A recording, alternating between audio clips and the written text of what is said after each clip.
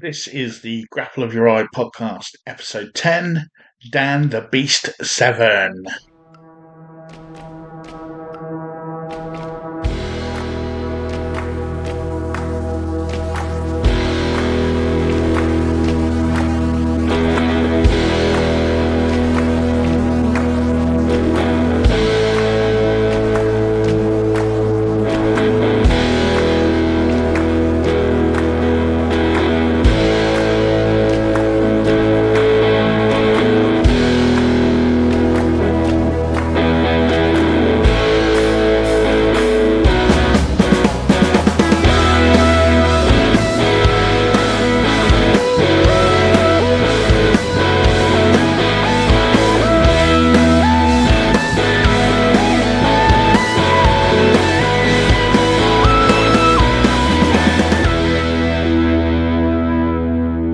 Right, this is the Grapple of Your Eye podcast, episode 10, and our guest today is the legendary Dan the Beast Severn. Dan, thank you for taking time out of your busy schedule to join us. Well, Brett, I have a pleasure to be here to speak to people across the pond, I think, as they say. Oh, no, it's a privilege and an honor to have you on, sir. Just in case anyone has been living under a rock for the last few years, just give us just a little brief, just a synopsis of who you are and what you've done. I ask everyone, don't I? I, I tend to tell people from an amateur wrestler to a professional wrestler to a cage fighter to being mm, the alpha male of senior citizens now. Oh, I like I'll that. give There's a you go t-shirt. ahead. I'll let you throw whatever else you want to throw in there, but that's how I kind of summarize it anymore. Nah, definitely. And I mean, for me, it was the early, well, as was it now, an MMA pioneer and Hall of Yeah. Famer. And I remember catching you as NWA world champion as well, although I couldn't get a ticket when you came over to England many, many moons ago as well. You, you But were probably just you're probably just a young lad at that time. I know I was, it's too far away. I wasn't allowed. But yeah, yeah, it's an honor to have you, and we're going to be talking grappling today. So obviously, a lot of people know you from the MMA side and the wrestling side of things, as you would put it. Can you tell us just a little about your grappling background and when did it first appear in your life? What was it that Okay. drew you towards Well, it? I'll say it all probably first started off in the physical fitness realm of things in the United States, when physical education actually meant physical education. If you were to walk into the American schools now and try to see what they pawn off as PE or physical education, it's a far cry shy of what it once was. What sort of things There's did you some have to do then? Well, I mean, no, I mean, back in the physical, in my era, there used to be a standard. Um, there even was an event known as the physical fitness agility test Hmm. that young people would have to take, and it was a what was it? I'm trying to think. What was it? There's a national physical fitness event that took place, some of the irony of all of that was they even had Arnold Schwarzenegger as the role model. He was this figurehead of the presidential physical fitness because you had this, big buffed up looking guy. And I'm thinking, later life. I mean, don't get me wrong. I love all the Arnold Schwarzenegger movies and stuff like that. But, in the bodybuilding world, a lot of those men and women, they don't live very long. There's a lot of chemicals that go into those bodies to make those Adonis looking features and these muscles that grow out of your ears and arms. And so, I mean, it just, I mean, there's a lot of hard work, but you only have so much in your gene pool that will do things for you. If you were blessed with parents that gave you some great genetics, that's one aspect of it. But body by chemistry is a whole different level of what you can do. But no, again, getting back to then just athletics in general. Um, I was involved in starting in junior high. So you're talking about right on that seventh grade is when you are starting to have physical fitness in junior high, and it's almost like a comical type of a time frame because it's you know, back then I call them like the cattle stalls. It was now you have all like these private individual type showers. Like back then, it was like it's the first time that you're seeing all these other. You got 30 people in your class, and it's an all men's class, and it's like okay, got 30 guys here now that are coaches in there, or your coach or your I should say your the gym teachers in there. It's like okay. You guys got 10 minutes, get that showers, and get ready to line back on up. So it's first time that you're like you're getting you're naked there in front of all these other men for the first time because again it's just mass showers in a big room and you're just doing your thing. So just things have changed greatly over time. And some of those things just people just don't prepare you for it. Just also is like going, okay, well, boom, there it is. So you go in and you do your thing. But that's where I was exposed to different types of team sports because in the fall we were playing soccer and then we were playing American football. And then wintertime we were doing basketball, we were doing wrestling, and then we were playing field hockey, but indoors type of field hockey and that because it's snowing outside. And then come spring, you're doing track and field events and you're doing baseball and soccer and all kinds of other stuff. So I got exposed to a lot of different sports. And I really kind of took towards the sport of wrestling. We had a wrestling team at Montrose Hill McCoy High School, and my basically, I should say, I went out in junior high at first and just tried like everybody else, but I was pretty bad at that time. So Okay. I Just tend to I just tend to ride the pine, as they say. I sit on the bench. Yeah. but just for a lot of the non-American listeners, could you just sort of give a brief overview of like the American sort of wrestling system through schools? Because again, you it goes up Oh, through all the years, doesn't it? Sort of. yeah. No, I mean it's well again. The school system is one aspect of it, but then there are clubs and organizations that go way beyond that because through the actual school systems, there might be something certain things that you'll get exposed to starting in the junior high age group and then on up until 12th grade and then you graduate after 12th grade and then those may those that want to go to kind of athletics you were probably already good in one of those fields of football, basketball, baseball, or something like that, or wrestling. And there might be a potential of going out to a university, and you might actually even have like an athletic scholarship or part of a scholarship Mhm. to help incentivize you to go to that program. Um, Athletics, like I said, is just one aspect of the American culture. I looked at the sport of wrestling.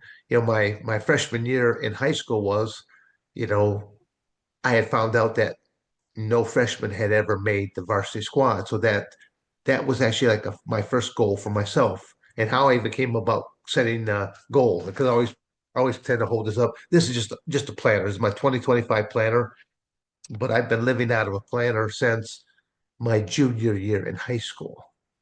And at that time, all I was using it for was what summer camps was I going to go to, what summer tournaments was I going to go to, and so. But now it's like it's being because from month to month to month, I'm going to this place to do a speaking engagements or doing a Q&A over here or doing a UFC host event over there. I'm teaching a seminar at this place. I'm working with law enforcement, corrections, air marshal, border patrol, military, because they all of these different entities that I'm just speaking about, they all have some sort of a ground combatives component attached to them.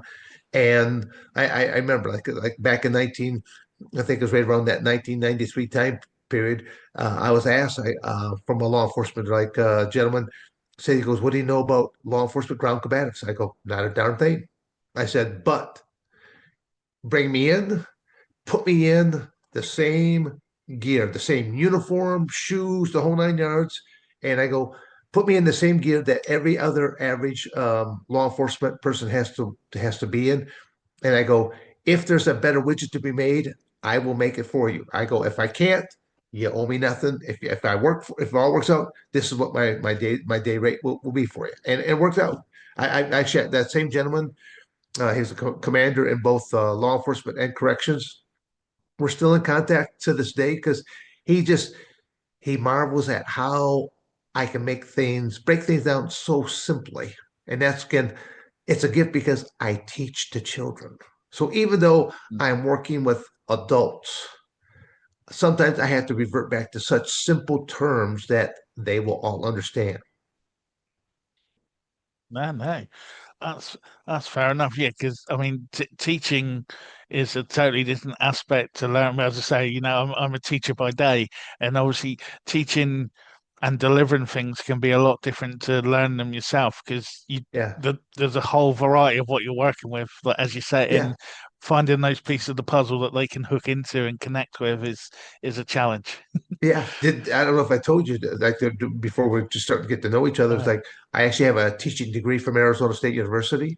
Did I tell you about oh, that? so, No, no, I didn't but I mention that. actually have a No. teaching degree from Arizona State University, but it's in industrial arts. So I always see in America, very few high schools anymore even have what they refer to as their shop programs, where Yeah. they'll teach people about drafting, they'll teach people about automotives, metals, welding, woodworking.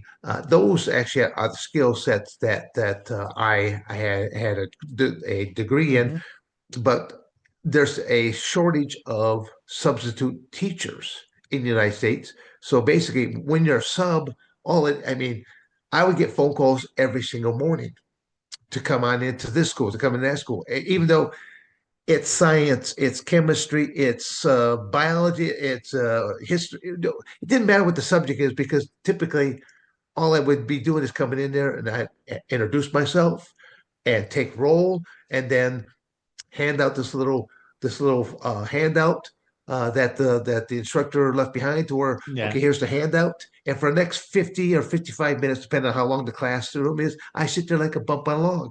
And to me it's like the first couple of times I did something like this is an injustice to these kids. They're not learning nothing. And I go I started going I make I go to the first person in this role. I go, you read the first, you just read the first paragraph, and then the next paragraph, and then the next paragraph.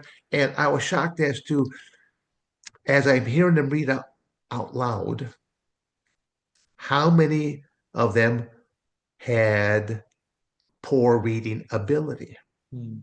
So again, I've got the ledger up there, so I make a little mark. So I know by the rows who's who. So it's like I make a little mark here and there. So like when the class time was about ready to ring, I'd be like, Billy, Tim, and Artie over there. I want you three boys to come see me afterwards when the bell rings. So they come up there and I go, you need to learn how to read. I said, I'm not going to sit there. I did not embarrass you in front of your peers. I said, but I go, as I'm listening to you you have not a very good ability of reading ability. I go, reading will open up the world for you. You'd be shocked as to what it could do. But it's you and I talked about this a little bit before we even started the interview. We talked about the black box, Oh the cell yes. phone, the all knowing, the all being. It's like it's like but you can Google anything and you can learn something about it. But how many people really are truly learning from this device? In a lot of ways it's handicapped people in the ability to actually know how to learn to where how many people go to a library? How many people even know what a library is Over, anymore? yeah, I was just going to say that. It's becoming obsolete because And they're I getting rid have of them anyway, aren't they? yeah It's, look, I have Google. I don't need the library. So yeah. oh But man, it's like and I would what it would be was like I said and I to tell them I go I'm going to pass out these things just like per your teacher's request. I said but we're going to succeed as a whole or we're going to fail as a whole. So again they would read. So we read paragraph after paragraph after paragraph, and I'm going around the room, and they're doing it. And now comes to answering the questions on the paper. So question number one, like who's the first president of the United States, and the hands are raised up, and like, oh. Okay, what's your response? And they'd be like George Washington. I go, you're incorrect. I go, it'd be Ben, it'd be Frank Hamilton or I'd say uh, somebody else's name there for them. Yeah. And like the first time I did that, they're like looking at each other because they did not they did not know how to respond to it. I go, well, what's wrong? I said, does someone in this class, would you like to speak out? If you would like to speak out, raise your hand. And then again, the first brave soul raises his hand. Is like going, well, you're wrong. And I go, why am I wrong? And then they said, I go, guess what? You are correct. I go, it's okay to disagree. I said, but you have to do it in a little bit more intellectual way. You can't be, at your young age, it's just kind of like going, oh, you're wrong because you're stupid and you're ugly. I go, Mm. there's no foundation for Yeah. this. You got to come up with facts and things of that nature to found it. So they loved it when I would be their sub because now they simply know that when they come into the class, game on. Mr. Severn is going to be trying to trip us up here. He's going to try to trip us up there. So it's Something. like I really did enjoy that part of it because I really felt like I was stimulating the brain Well, you're cells for doing the first something time then, aren't you? probably Yeah. ever. Yeah. Making a difference then rather than just sort of sitting there and taking Yeah. abuse like most cover teachers probably. I mean, cover teachers very character building. I've seen from Yeah. some of the cover teachers I've had at our school before. Yeah. They've definitely yeah, it's definitely trained them probably for something like this. Even one other quick little story. Even the first time I went to a classroom, I simply knew that. Well, if you had a substitute teacher, really, what was you going to do in that classroom that day? Yeah, Nothing. You're gonna it was going to be screw off time in that classroom, and I knew this, and I'm thinking, and I did not want to lose upper hand. So before the class ever came in that morning, I simply wrote up on the chalkboard, Mr. Severn. That's all I wrote was Mr. Severn. And so as they're in, and they're coming in, and I got some of the young bucks males that are eyeballing me, and they're like knuckle bumping each other and stuff like that. That we're yeah. not doing nothing. We're just going to screw off here today. And as soon as the bell rang, I go, "Good morning, class." I go, I'm the substitute teacher for whoever I was substitute teaching for, and I go and I stand up. I go, "My name is Mr. Severn. If you have a hard time pronouncing the word Severn, you can simply refer to me as Coach because I've been a coach most of my life. If you want to know anything more about me, you can go to my website at thebeast.com." And I'm like going, thebeast.com. So my second hour, they're going to the computer lab, like going, who is this guy? And then by third hour or lunch, it's all over school. Like, guy's a cage fighter. He's like this, that. He's like, but then like during the course of the first day, the first brave soul raises his hand. He's like going, Mr. Seven, he goes, you know that you're not allowed to lay hands upon us, don't you? And I'm like going, no, I said, oh, I go, au contraire. I said, there will be repercussions if I need to lay hands upon you. So if I decide to lay hands upon you, rest assured, I'll make it worth my while. So it's kind of like going now they're like going, oh my God, it's like but they just come to find out I just had a good sense of humor about all this stuff. And I go, you have to make it fun. Some subject matters are not easy to make fun, but if you can somehow make it challenging, make it fun for them, the learning I think process yeah, will take I think place that much more. I think it's what you did there. I think it's building that relationship to start with, Yeah. and once you've got that, you can take that in any direction. Yeah. Well, again, Yeah, no, I'm definitely. trying to do that with grandkids and stuff like that now. Trying to, it's like, each week that my son takes my one son to his rustic class on the way back home, they give grandpa a phone call so that my grandson can tell me what is he learning this time, so I can Oh, ask that's some cool. questions and stuff like that. So because I want the next generation to do, I want them to do well But as well. what about your target then? You're going to be you want to be varsity. It's in your planner. You're going for it. Did you make it? Yeah. Well, no, no. Again, that'll be rest assured. Well, I did that with my. I had one son that actually followed in my footsteps Yeah. and was a wrestler. And so again, Oh, cool. he had things that he had to read and look at on a daily basis because what you what you take in on a daily basis will define you. So I always say that if you watch a bunch of trashy type stuff, it's going to probably make you trashier in the way you think and stuff like that. So Yeah.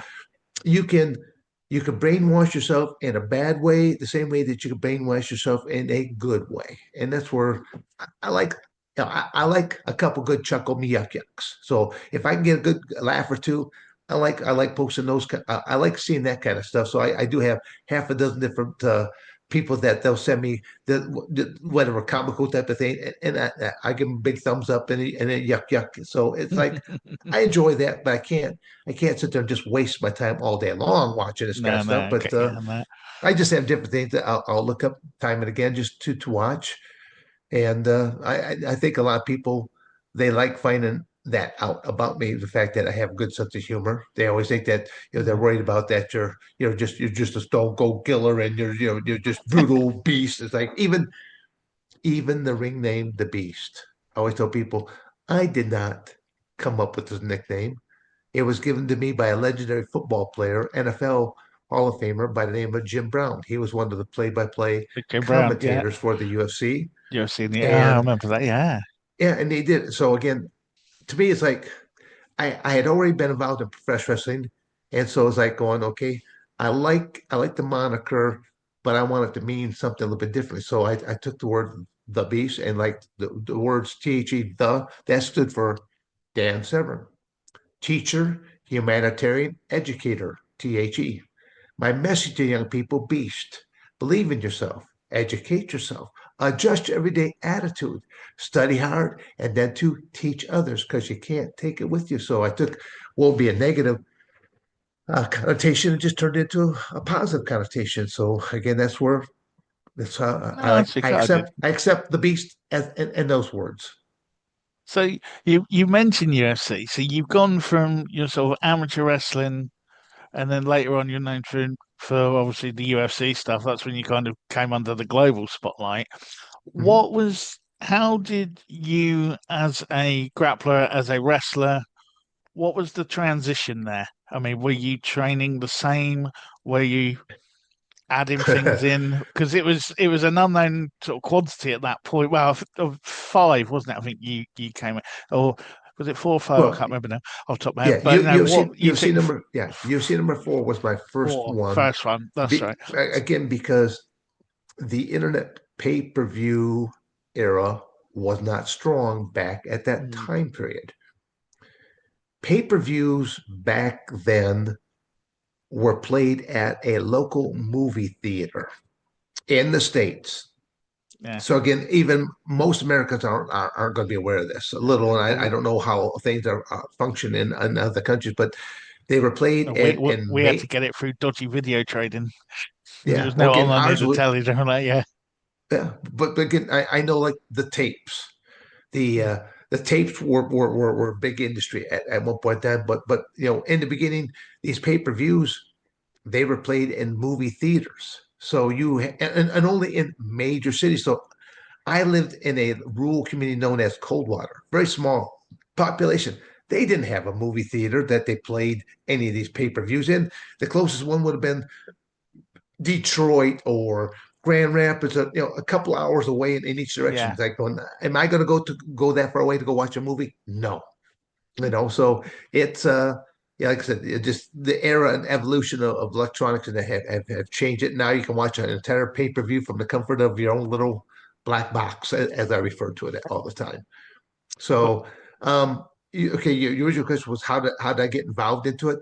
Um, yeah, so what did you get involved? And when you saw it, did you think, oh, what do I need to do? Because obviously you've got your wrestling background, you've got your grappling background, but then you're watching that, and yeah, what did you think? well, a person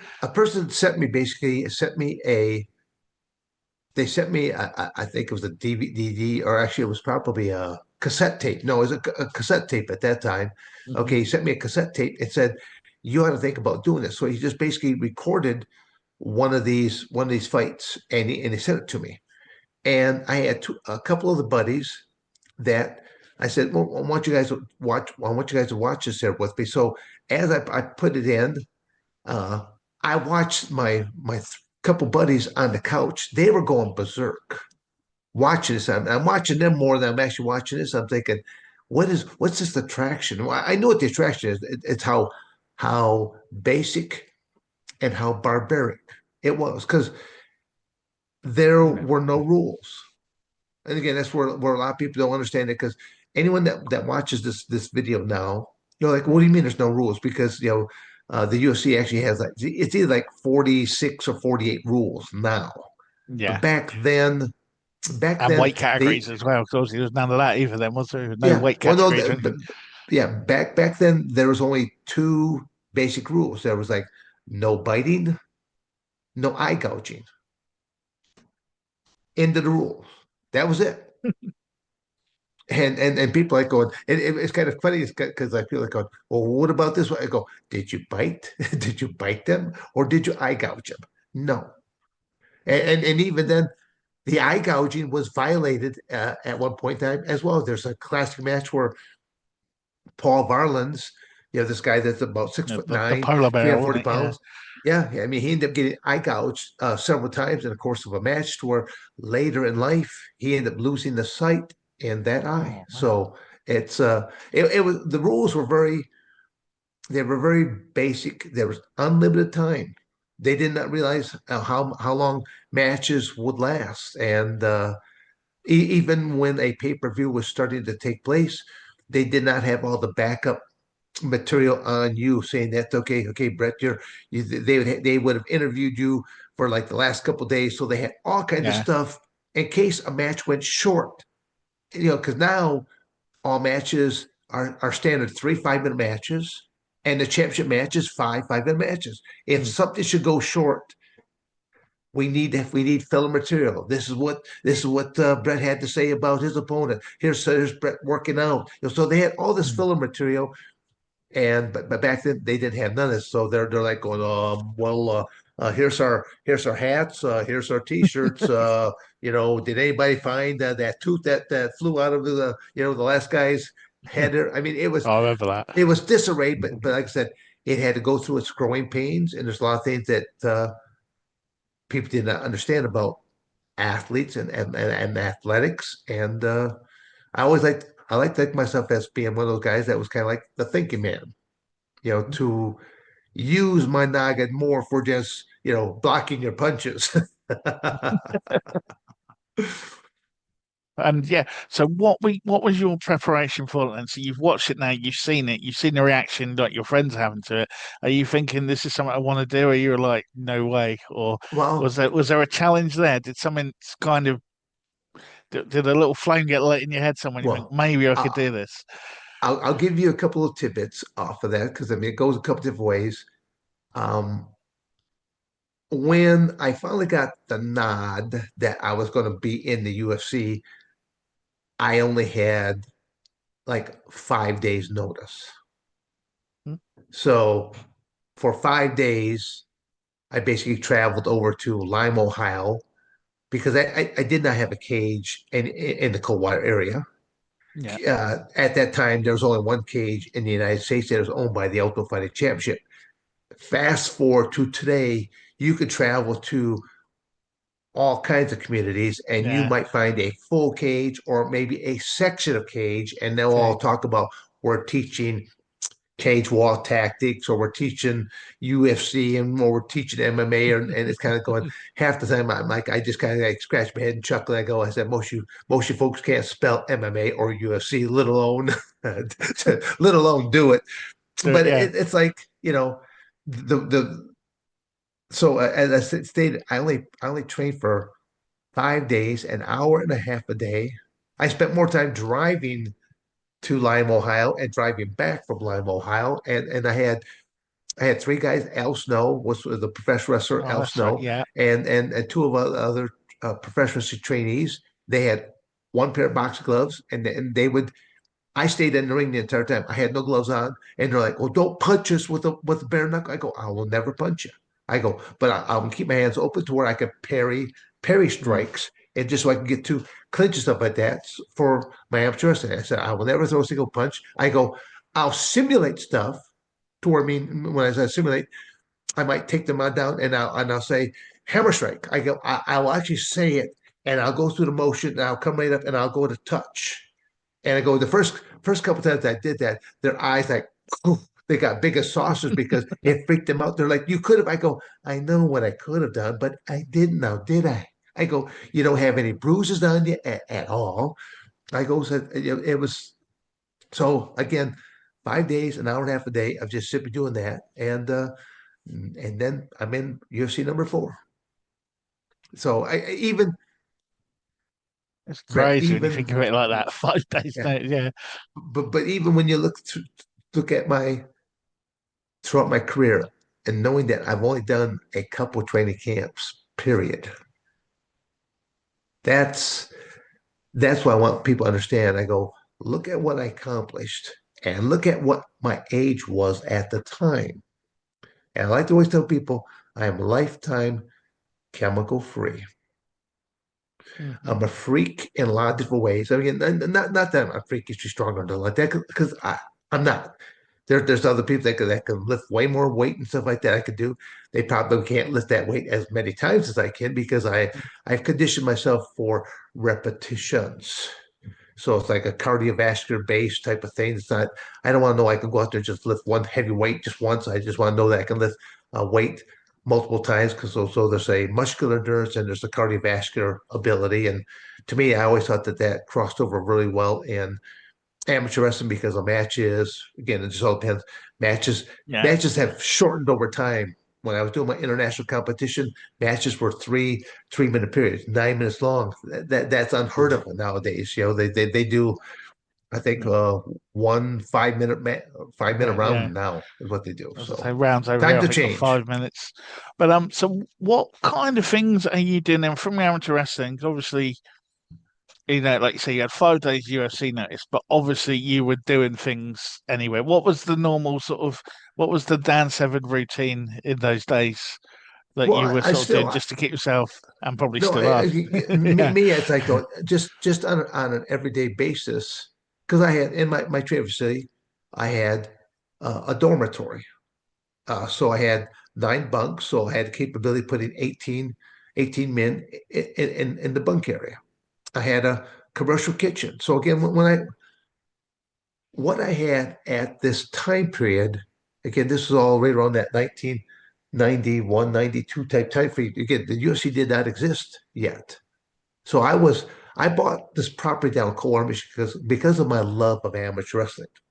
And I knew I wanted to do my own summer camps and that. And I go, I want to teach it my way, not the way of this coach or the way of that Yeah. coach. I simply want to do it the way to where it's a blend of it's going to be very folk style based. Again, folk style is the only country that does folk style is United States. So Hmm. I'll be doing it folk style based, but then I'm going Well, to just also for add anyone implements. who's not, Go I was ahead. going to say, sorry, just for anyone who's not sure, could you just explain the difference of folk style compared to freestyle or Okay. Greco or? See, in freestyle, I don't have to have control of the body. All I got to do is simply, I could still, it's still takedowns. I mean, Hmm. the only thing that I should say that relates to all three right there is that there's a takedown, whether I shot in on a double, a single, or I hit you with a headlock or something like that.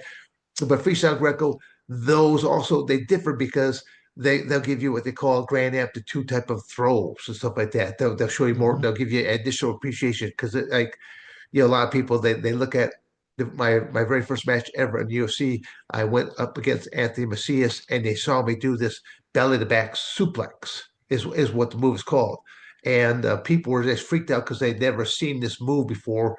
And I go to me that to a freestyle wrestler or to a Greco-Roman wrestler, they know what a belly to back Mm. is, and if you were to do it to me, and I simply know how to tuck my chin to my chest, how to take how to take this throw on top of that. But it freaked people out when they saw me. Basically, they were saying he's out there ragdoll on this other human being like that. It just it blew them away. But I always say I made a pretty good first impression when I jumped into the octagon. But you know, going back to what you were Oh, actually yeah. asking about that, folk style has a lot more control. Where freestyle, I could just kind of just whip you and just roll you across your back to where I would have scored a quick 2 point back exposure, Hmm. is what it's called. But was there any control over it? No, I could have simply just flung you and you just rolled right on through and you came right up to your feet, but I'll still get awarded the 2 points.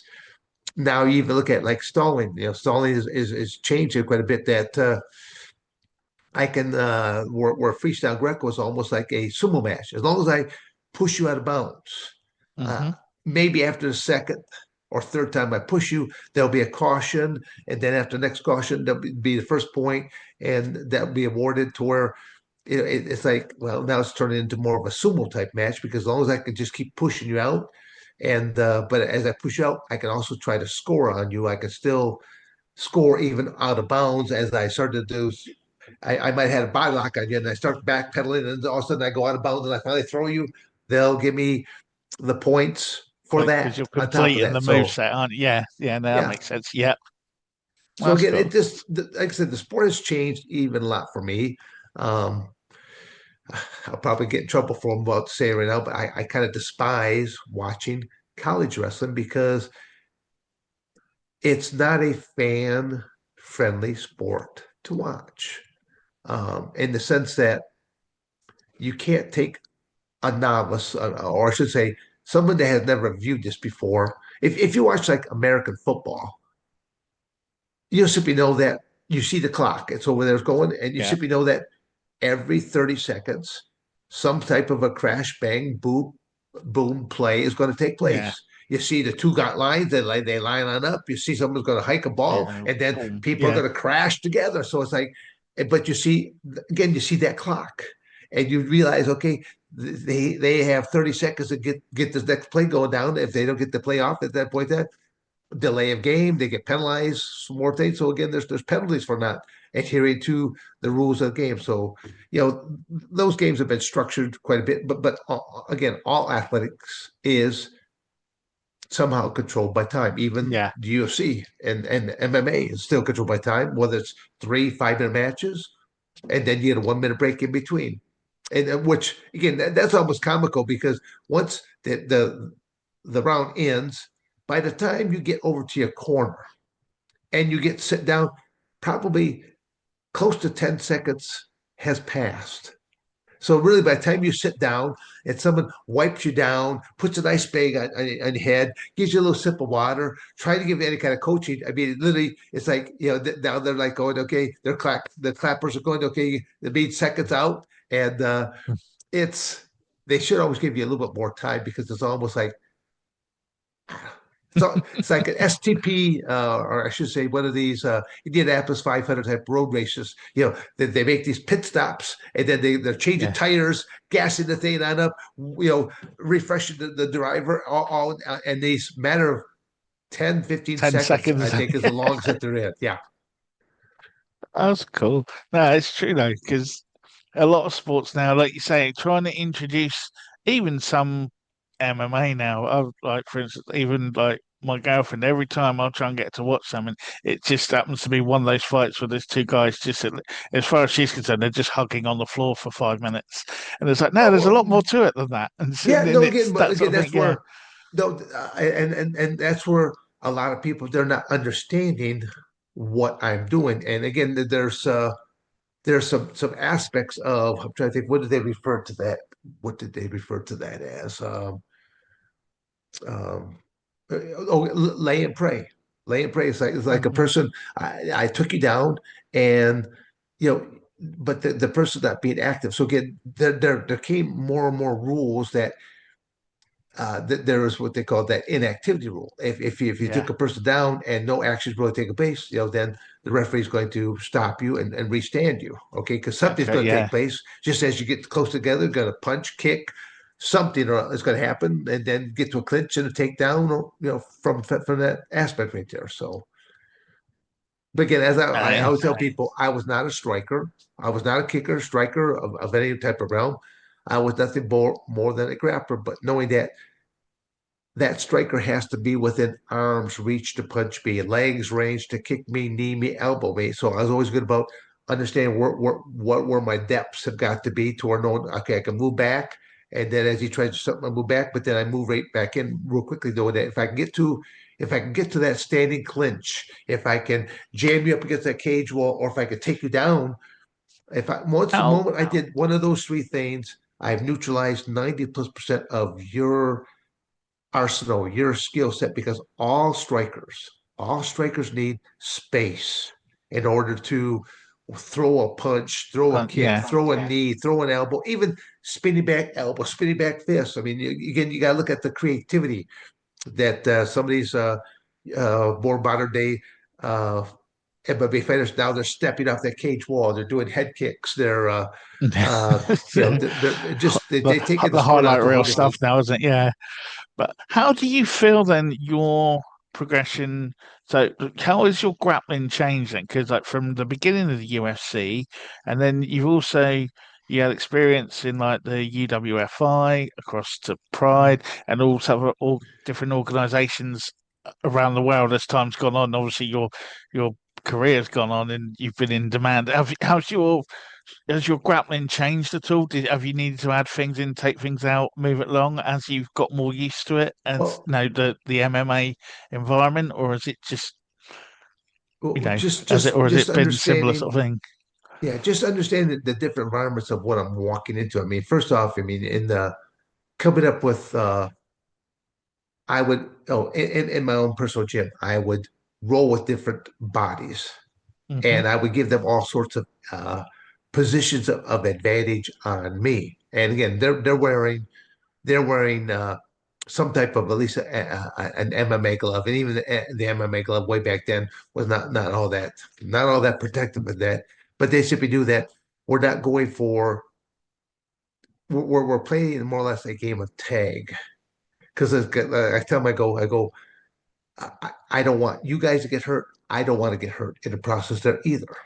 So so don't be trying to go full bore. I go the grappling wise, go full bore on the grappling. If you think you can get an arm bar, I go, but when you get it to where you've secured the arm bar, but don't torque it past 90 degrees to where now you just Hmm. blew up my elbow or something like that.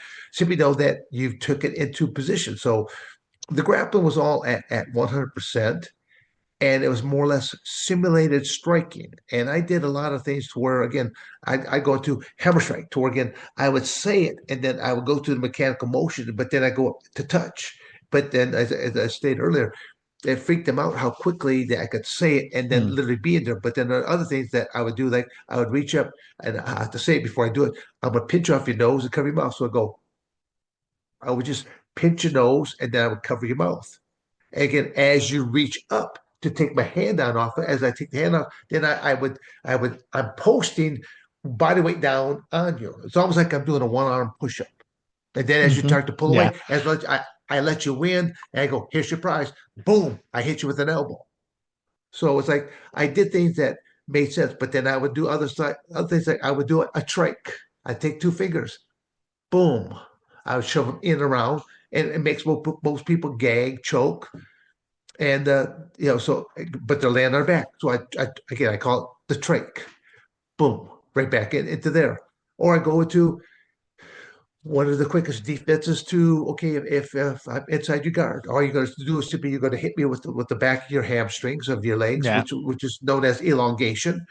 So the moment that you do this, I grab your clavicles like a pull bar. So as you try to elongate me, I just hook right in on your clavicles to where now you are hurting yourself.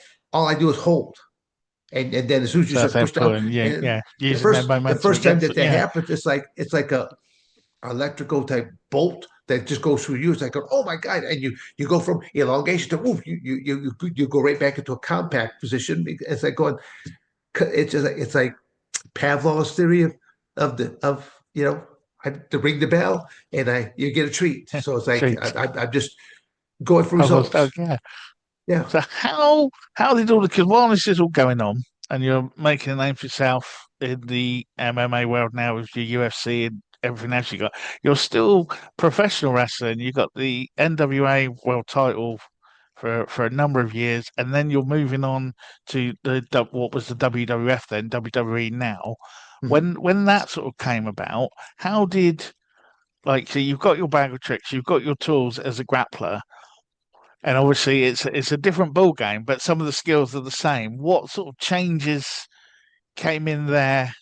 What was added? What was taken away from your bag of tricks as such? And was it an easy adaptation to make?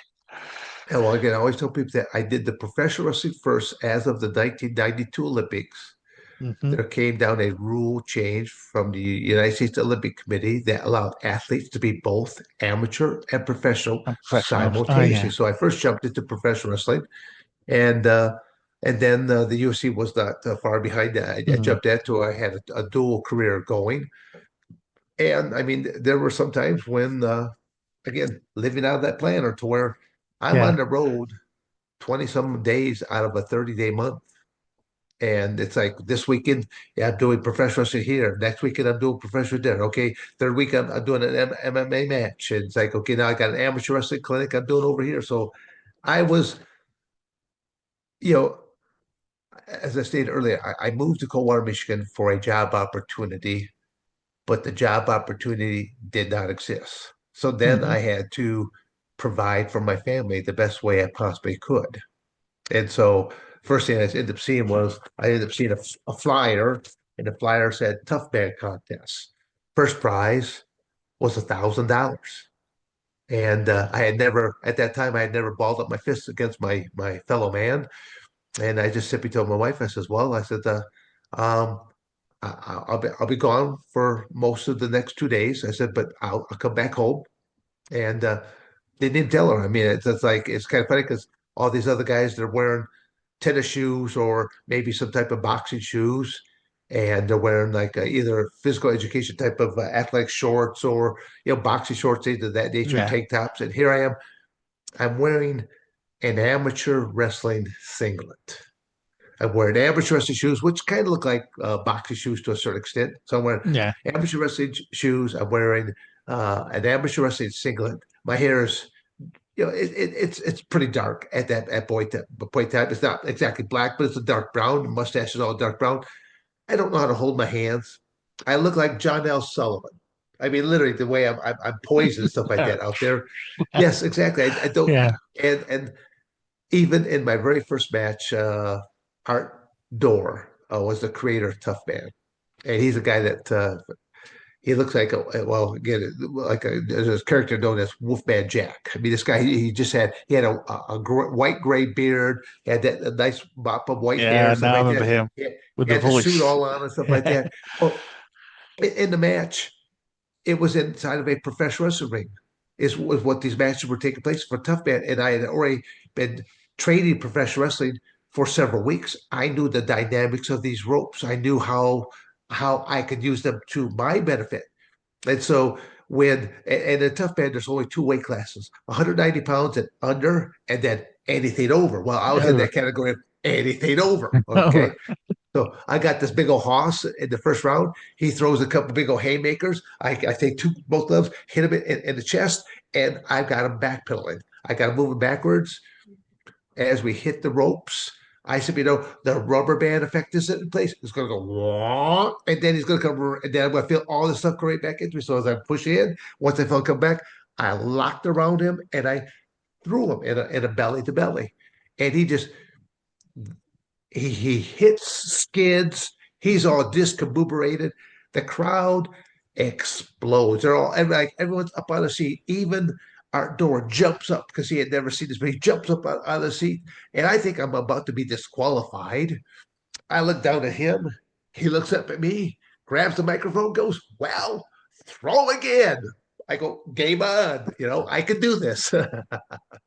So again, I did not it was very barbaric what I was doing out there. It's like I put my hands up, but it's like I'm getting like an underhook in one side, and I'm like getting underhook and then clubbing them on this side, and come back and I'm clubbing them on this side. I'm hip tossing them on over. It's like I'm backhand this way, clubbing them on down, like in collar ties. It's kind of like going on. I think in collar ties, like banging them. I'm just trying to keep my head covered in some type of way, but always come up with some type of a club Okay. grip, throw, takedown, throws, whatever.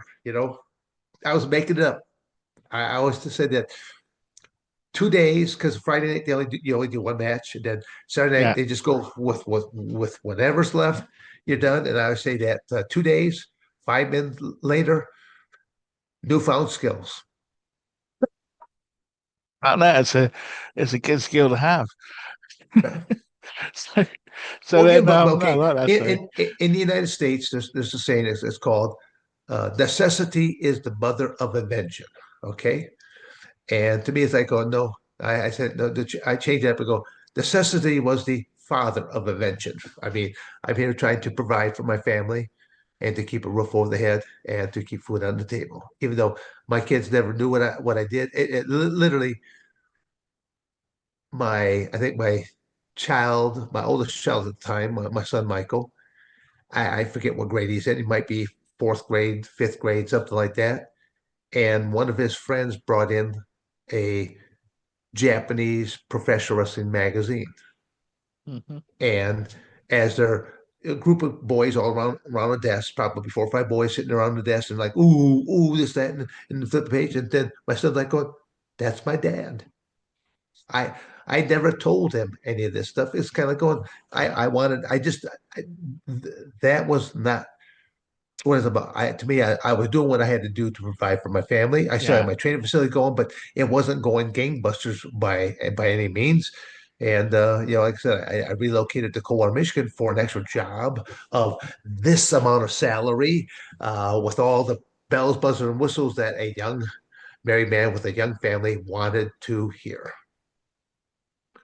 So Yeah. So you go from that, and you're in the Japanese magazines, and then WWE comes calling. Is that yeah, something you were considering? Because obviously it's a well, sure, I was very because I was you're considering. oh, go I'm on. considering it because I'm already doing professional wrestling. And the fact now that you got not just one, but you also I have WW, it was WWF at that time, Yeah. and I also had the WCW. I've Ah, got okay. them both called. So I've got the two biggest companies in the United States are wanting me. It's like going, ooh, this is a good situation. When one Definitely. one won't Yeah. let you, it's like what you don't have very good any kind of leverage of negotiations. But when you have both one, it's like okay, we're good. So it was again. I'll just say that I was kind of like a Bill Goldberg, probably 20 years before Bill Goldberg came about. Yeah. So it just and again I've gotten to know Bill Goldberg just to do some conversations and it just kind of comical when he said he says dude he says I just watched you he says I was being you and I laughed I Well, said yeah, you actually did a thinking about it, Nick the Post, didn't he? Thinking about yeah it, well yeah. again I always say that I said well you did me better than I did myself.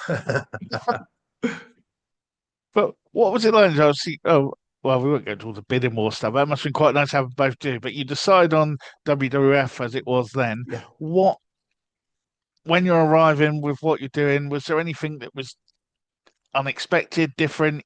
You know, that's too strong, or that's a bit too much, or I don't Well, know, because no, they, I again, or again, was it? You know, I mean, I know you're a professional, but so yeah, I'm just picturing some people might have been a bit like, oh, that hurt a bit too much, or something. yeah. No, I took control over my character to a certain extent. I really wish I would have understood a little bit more about how much more control I could have had over my creativity, because then I would have given them some more ideas. I simply thought, okay, this is a company that has been around like forever. Yeah. And there have actually been other amateur wrestlers that have preceded me to where I would have thought that they would have already known how to work with amateur wrestlers coming into the organization. But you do have a lot of say so as to what you're going to do. I mean, when the time come that they were trying to turn me over to this darkness type of side, there was trying to bring me and to be an underling there to the Undertaker and to this whole, Hmm. whole dark side, and they wanted me to take be the mark of the beast and the whole night. I go no, I will not do that. Um, and they're even saying, well, you know how much money you can make doing this. I'm thinking, if that's the last thing I ever do in my life, and then all of a sudden they cut me from the roster, that's the last thing people are ever going to You're think gonna about remember. Dan Severn. As I go, do I want that mark? Do I need money that bad? No, no. Yeah. I could still go out and get a job and do something else. Okay. Yeah. But So that that. but that So is as we talked about even off the record. Professional wrestling is one of the strangest, wackiest industries I have ever been involved in. And literally, uh, you will see it all in that industry. If someone was ever going to go into business, I would tell them to take 1 or 2 semesters of professional wrestling 101 and 102 because it will prepare you for the absolute worst in people. But how did it affect? So, what are you doing for the pro wrestling? Is it still the same training routine? 'Cause obviously, you've got a lot more travel, I imagine now, and Well, things like that. How were you no, keeping yourself sort of well, in when it shape? came to doing the professional wrestling, I mean, it was I stated, Monday, I'd say Monday through Thursday, I was pretty much at my training facility in Kewanee, Michigan. So I'd be trying to run classes Okay. Monday through Thursday. I found out real quick, don't run classes on a Friday night because typically my classes appeal to young males. Are they going to be at my place on a Friday night? No. They'll be at the local pub. Okay. Yeah. And then I tried to do something on Saturday mornings. Okay, how do you think my Saturday morning classes worked out in the beginning? No, because all those young males were out at the pub Friday night. So again, it's kind of like going, no, I learned real Yeah. quick. So it's like Monday to Thursday, run classes. And then, because that's who I'm dealing with primarily is young males that want to become professional wrestlers, cage fighters, things of that Hmm. nature.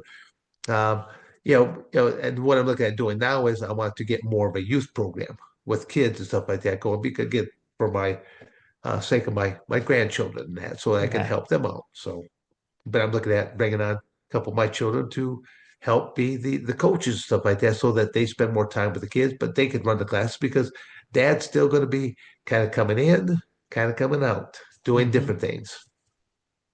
Well, that was going to bring on to the next point. So, what is it you're doing now? Because there's a lot more Coach Seven than being in the cage or in the ring yourself nowadays, isn't it? So, what does Coach Seven look for, and what does Coach Seven hope to deliver? Well, I mean, it's I do like teaching, do like coaching. As I stated, I mean, it's like I started teaching the sport of amateur wrestling as a freshman in high school. Um, and I've learned, just over time, just how to describe things a whole lot better.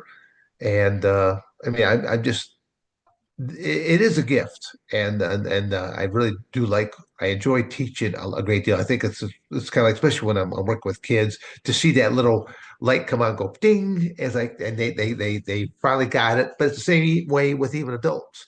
Ding, it comes out like, oh, they got it, and then you start watching them kind of do things.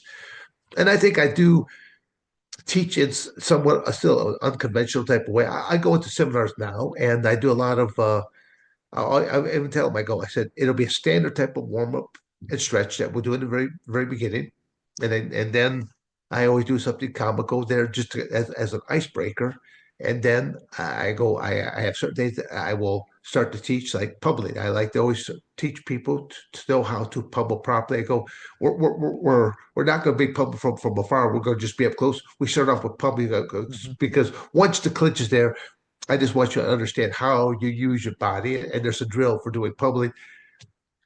Kind of ironic because I've had to teach a lot of Greco guys how to pummel, how to use your body weight, how to move in with the elbow, stuff like that. I'm like, dude, you've been a Greco guy for how long? And you're just now learning how to pummel the right way. Okay.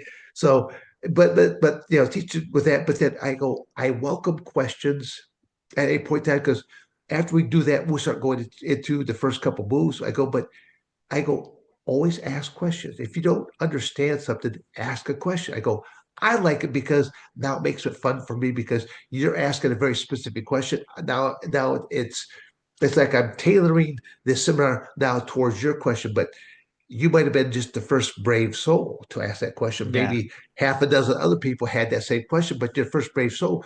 Once you've asked that question, it's like it's opened up Pandora's box. Now this person asks a question. Now that person will ask a question. And I love it then at that point that it makes it fun for me because now the seminar is very personable to you because I'm answering your question. I'm answering that person's question over there towards the understanding. It's like going, well, I wanted to ask that question, but I did not, I did not want to ask it at the time. So again, I like that interaction type of thing. It's one of the same ways when I do a Q&A type of session. It's like going, a lot of people are it's always the first getting that first couple questions off the ground is the hardest part.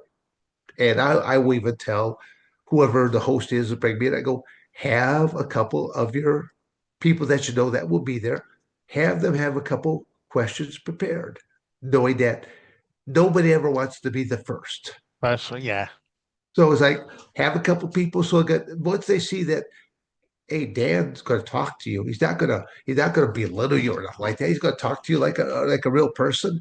And I'll probably tell some. I'll answer your question, and I'll probably tell some little funny story to go along there with it as to how I learned about it. I mean, a lot of my stuff was just all by trial and error because I did not have parents that were ever involved in the sport of amateur wrestling. My father was a football player, basketball player, baseball player, so he didn't never wrestled. He even questioned. He goes, why are you able to pin all these people? He says, like, are they just that big of sissies? So it was kind of comical that he didn't yeah, that's understand good. that. But what was I say? What's it like recruiting?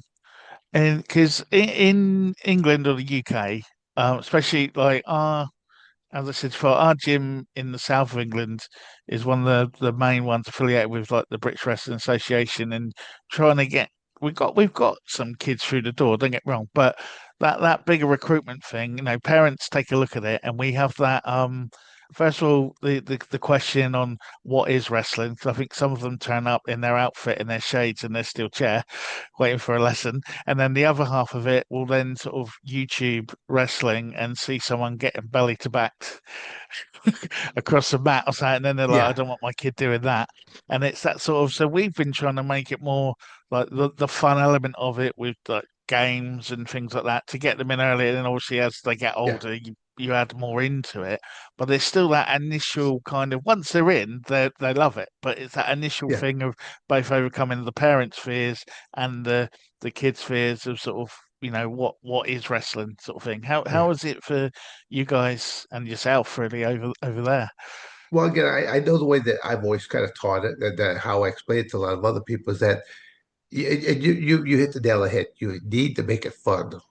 The hard part about kids is they're too quick to throw in the towel because they're kids, and they wear their emotions on their sleeve at the same token. So by doing all these little fun type of drills, that again, what I talked about, even off the record there of what I was doing with my couple of my grandchildren there, is simply just by doing this physical type of play, by doing bear crawls, crab crawls, and then forward rolls, and then teaching them just some basic things that, well, like for even for like hand-eye coordination. I have to say I do that's what it's called balloon drills.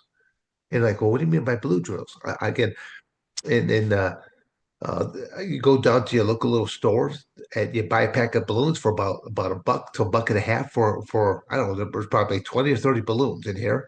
I'm looking for the brown ones, not these oblong ones. I'm looking for the brown ones. And I Yeah. go, don't blow them up with too much air. Just blow them up with enough air to where it's not going to hang up in the air too long. Because what then I'll do is I'll say, I want you to put your left hand behind your back. And what you're going to do is we're just going to try you're just going to use your right hand and just punch it. So you're working on hand, you're looking at eye coordination, hand-eye coordination. To where I'm just trying to keep this balloon above my head. I Hmm. say keep it about 1 foot, and for like the next 30 seconds or up to a minute, we're just going to do right hand only. Okay, now we're going to put back now we're going to go with our left hand because most people are right hand dominant.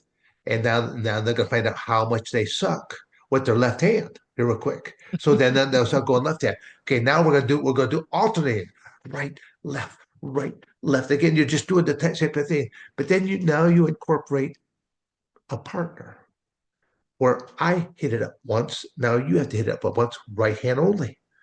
Okay, then we'll just do that drill, boom, back, and we're just doing back and forth. So knowing that I can't bop it to where okay you can't get to it or like that because you're working, you're Yeah. working with somebody. Teamwork. So again, I do simple type of things like that. But even have you ever done like a three-legged race? Yeah, we've Okay, done some of again, those for yeah. these are things that were done in family reunions decades ago. No one does that in America nowadays. I still do, but I just have this little things that wrap around to where there's one around the upper leg and then one around the ankle to where they have to learn. They have to hook on each other's weights or something like that, and they have to understand coordination. How do we work together? Again, Yeah. so again, if you're already doing stuff like that, then you're doing the right thing. I even have one really cool thing that I do. It's a four-way tug of war. Two ropes Okay. knotted in the center. So now, again, on most amateur wrestling mats, they have what they call practice circles. One side of the mat's like a competition mat. Other side, it's what they have practice circles. Typically, you're going to Hmm. see 3, 6, 9. I think there's it's either 9 circles or 12 circles that are on there to where, and you have two people Yeah. per circle. But so I'll just take the circle, and the whole thing is you got four people. I hold the center knot right there, and then I go. Everyone get some tension onto it there. Okay, I'm gonna count on three, and then I'm gonna let go. And you learn real quick. One person cannot overpower three, but it'll be like, well, I'll say something like, Brett, pull with me, and we'll pull those other two over there. So it's like you learn to work Yeah. with couple other people knowing that I'm going to stab you in the back somewhere down the road there. But it's also a way of understanding how to use people's momentum, stuff like that. Because I may simply you pull hard, and I give to you, and you fall down. Toward then I yank back, and where the rope comes out of your hand, and you lose based on that alone. So again, That's cool. Yeah. it's Well, a fun game to play to where again it's physicality, and you're not simply using the black box. So and it's all about um, again. You sounds like you guys are already doing the right thing there, but my physical play. And again, you can look at silly games like in amateur wrestling. There's all kinds of stuff where it's like I'll do a fireman's carry over you, put you on my shoulders, and I've got to jog down to the mat. Then we switch, and you've got to fireman's carry my body oh over yeah. your shoulders and carry me back. So again, learning how to do physicality stuff like that. We're doing wheelbarrows. We're doing you know chicken where Sounds again good. you're on Yes. my back and again but again when you jump up on my back I don't hold you at all. See, most people they're used to they'll wrap their legs around your waist Yeah. Like and chicken then back they're to it. wrapping Yeah. their arms around your neck. I go no, no, no, no. Triceps, if I'm on your back, only my triceps, oh, excuse me, yeah, my triceps could be on top of your traps. Okay, so I'm at the where I have to hold like this, and then have to pinch my legs to your waist. I can't wrap my legs around you to where, but this is actually a grappling type aspect because you got to learn how to pinch with your thighs. You got to learn to use grippy type things. You got to use your core. So I just changed the rules just enough to where I'm not carrying you. You actually have to hold on, and I can go down and back, and then it's even harder yet when you do when you have to do karaoke stepping with someone on your back and that because you got another Well, human being's body. Farmers carry them over your shoulder, take them on down. Farmers carry the other way, carry them on back, or change out. You carry me on back. that's cool. With all the different things that are going on there, like you say, you're getting these kids in now, you're developing them through the wrestling and the grappling. I mean, there's so much more out there now. I mean, I myself, I mean, I said it in our initial email, I kind of wish a lot of the stuff that was here now was around sort of 20, 30 years ago when I was younger to actually develop more through it. I feel like I'm just sort of trying to get as much in as I can before my body says no now. But but it's just sort of like all these things developing now. Where do you see wrestling and grappling sort of going in the future? I mean, obviously we've got UFC's not going to go anywhere, but there seems to be a lot more other things coming out now. Well, I mean, inside the United States, I mean, I'll say inside the United States, we're trying to actually save some of the what we call the folk style programs. Um, College programs are being lost more and more because it's all boiled down to finances. When you look at a Money. university, Yeah. they can't finance all these different sports. How certain sports. I mean, if you have like a winning football team, a winning basketball team, a winning hockey team. Those are your three major sports. When you look at football, basketball, baseball, hockey, there's pro levels and there's pro level contracts. So they've been around forever. And there's great monetization. I mean, and every year there's the various NFL drafts that are taking place for football and that. So again, that's a big deal. Hard part is for other sports learning how do we subsidize ourselves? How do we keep enough money coming in? And you got to host different things. You got to host seminars or amateur wrestling clinics.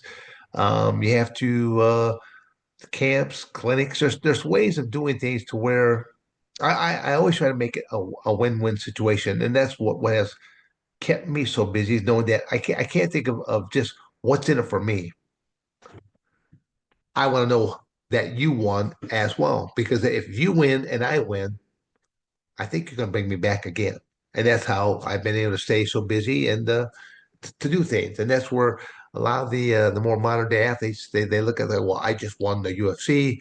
I'm getting X amount of dollars for this. Yeah, you might get one or two bookings like that, but you're not going to find a whole lot of other people that are going to pay that high dollar type of price tag after that. What's going to keep you into it? So I always just try to think of things from both people's perspectives and just stay busy. That's excellent. Well, that brings me right into my sort of last question. How are you staying busy nowadays? I know you've dipped your toe in the podcast world as well as the mat. Do you want to Well, I tell us mean, a little it's bit just, about that? I do a lot of different types of things. Again, I originally was doing a podcast with just Don Fry. Again, that's where, Mhm. I have a lot of fun with doing that one with Don because he's a, even though Don is 8 years younger than me, but people just think of him as a more cagier, codgier type of a person because he's kind of really kind of blunt about the way he views things, and he he calls people pussies when they're pussies, and so it's it is what it is.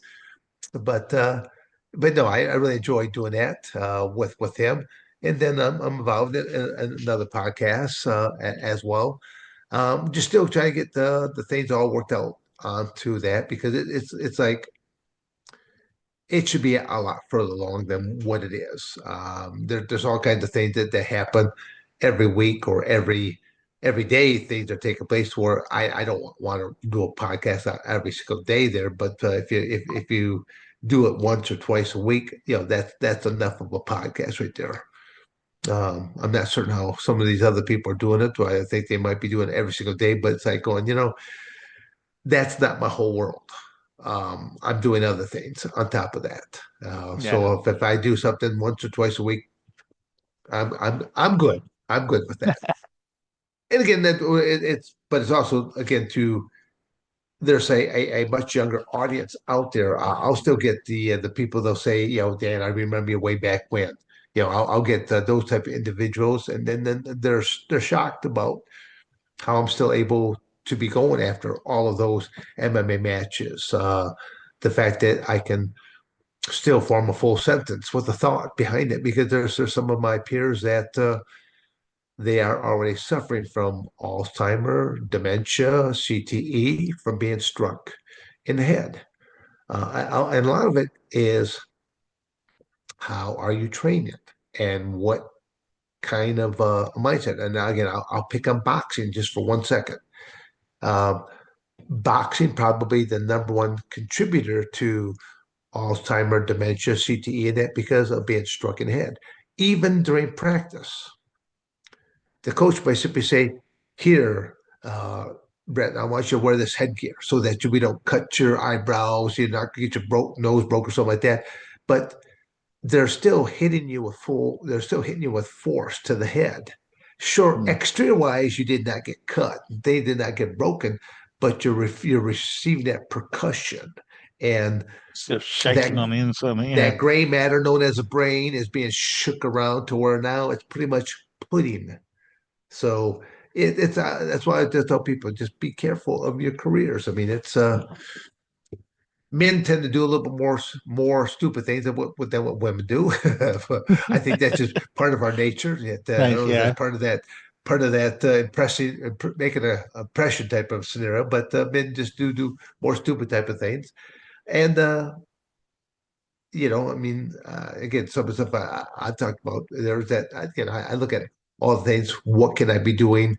Because again, I do Google a lot of things because I'm looking for education as to what things should I be eating, what things should I be drinking, Hmm. what is there exercises, meditation, what else can I be doing that will add years to my life, but then also add quality of years to my life. Sitting around drooling down my chin is not living. Uh, so at that point in time, take me to the highest hill, kick loose those brakes on that wheelchair, and let me just have the biggest ride in my life. So yeah. Well, that's when, well, as I say, just as a final thing, then, if anyone is listening to this and they want to get hold of you for, seminars or appearances, or whatever, what's the best way for anyone to reach out to Down the B7? I do have a website, dansevern.com. Severn is spelled Severn, dansevern.com. That's the website. The email address is simply dan@dansevern.com. I can't make it any easy for you. Either go to dansevern.com and even there it'll show you my email address, dan@dansevern.com. I receive lots of emails, so if I don't get back to you right away, it's only because not that Dan's being lazy. No, Dan has a lot of emails that come on in.